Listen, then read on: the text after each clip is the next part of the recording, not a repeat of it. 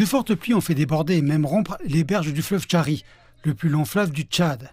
Et bien que le niveau de la crue ait baissé, les populations locales disent que sur la base de l'expérience passée, les inondations à N'Djamena, la capitale de la République du Tchad et dans le cours inférieur du fleuve Chari, vont probablement se poursuivre jusqu'en décembre. Les inondations ont entraîné la destruction de plus de 200 000 maisons, l'inondation de plus de 400 000 hectares de terres agricoles, affectant 1,9 million de personnes et tuant plus de 70 000 têtes de bétail. Ces inondations sont intervenues la veille de la récolte du riz local et l'eau dans les rizières avait une profondeur de près d'1 mètre, de sorte que le riz pourrissait dans l'eau après avoir été submergé par la tête, ce qui entraînait finalement l'absence de récolte. Le groupe agricole chinois d'aide à la République du Tchad a récemment mobilisé son personnel pour récolter le riz immature dans l'eau en le transportant par bateau jusqu'au niveau élevé du canal, puis en le battant à l'aide d'une moissonneuse et à la main.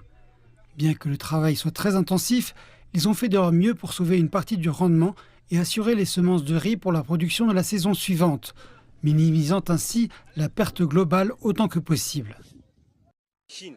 Je remercie beaucoup le groupe agricole chinois d'aide à la République du Tchad parce qu'avant, les villageois n'étaient pas aidés par les Chinois comme cette année et parce que le groupe agricole chinois d'aide à la République du Tchad a fait beaucoup de choses pour le village. Il a beaucoup aidé le village.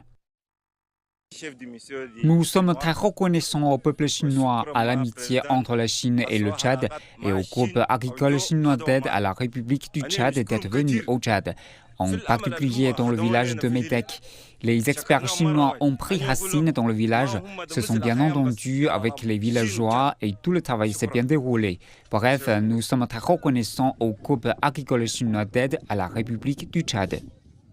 Actuellement, sous la direction de l'ambassade de la République populaire de Chine en République du Tchad, les organisations financées par la Chine et la diaspora chinoise présente en République du Tchad mobilisent activement du matériel de secours pour aider les populations locales touchées à reprendre une production normale dès que possible.